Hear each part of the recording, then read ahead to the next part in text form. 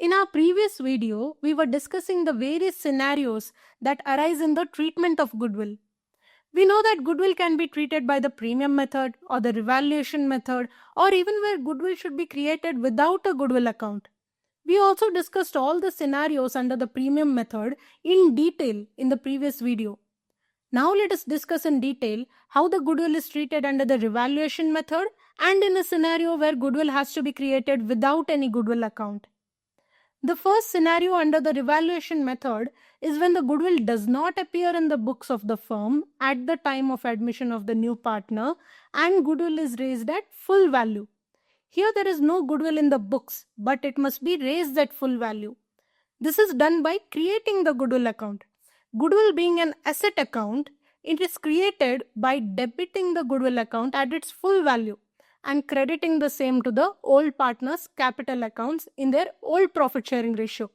The effect of this entry is that the goodwill account gets created to the credit of the old partners and hence is raised at the full value. The next scenario is where goodwill exists in the books of the firm at the time of admission of a new partner, but the value of goodwill so appearing in the books is less than the agreed value of goodwill. In such a scenario where there is a difference between the value of goodwill appearing in the books and the agreed value of goodwill, then the adjustment has to be done only for the difference amount. Where the book value is less than the agreed value, then the goodwill in the books should be increased with the difference amount so as to get the book value equal to the agreed value. We know that to effect an increase in an asset account, we should give it a debit. And to effect an increase in the corresponding capital account, we should give it a credit. So, the increase in goodwill is achieved by debiting the goodwill account with the difference amount and crediting the old partners' capital accounts in their old profit sharing ratio.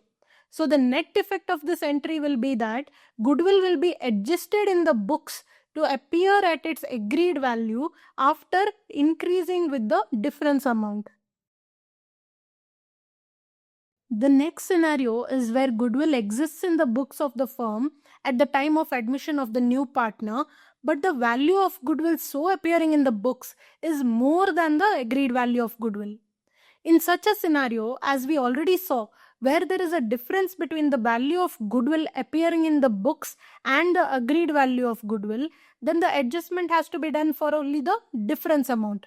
Where the book value is more than the agreed value, then the goodwill in the books should be decreased with the difference amount so as to get the book value equal to the agreed value.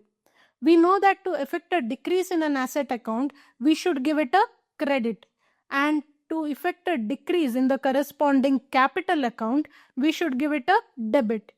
So, the decrease in goodwill is achieved by debiting the old partners' capital accounts in the old profit sharing ratio and crediting the goodwill account with the difference amount. So, the net effect of this entry will be that goodwill will be adjusted in the books to appear at its agreed value after decreasing with the difference amount. The next scenario is that goodwill has to be created without creating a goodwill account. Now, even before delving into the journal entry, we know that the logic behind goodwill is that the new partner pays this goodwill amount to the old partners. Keeping this in mind, if the partners of a firm decide that the goodwill account should not appear in the firm's books, then it has to be written off. So only the net effect is given between the new partner's capital account and the old partner's capital accounts. When such an effect is given, the goodwill account has a nil balance.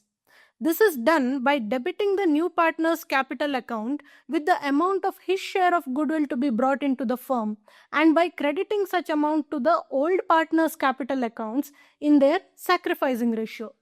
The net effect of this entry is that the portion of goodwill to be brought in by the new partner is charged to his account and distributed among the old partners in the ratio of their sacrifice. So we see that by applying the logic of accounting basics, we can understand how to treat goodwill in any scenario. And with this, we have discussed in detail how to treat goodwill in every scenario under the premium method, the revaluation method, as well as how to create goodwill without creating the goodwill account.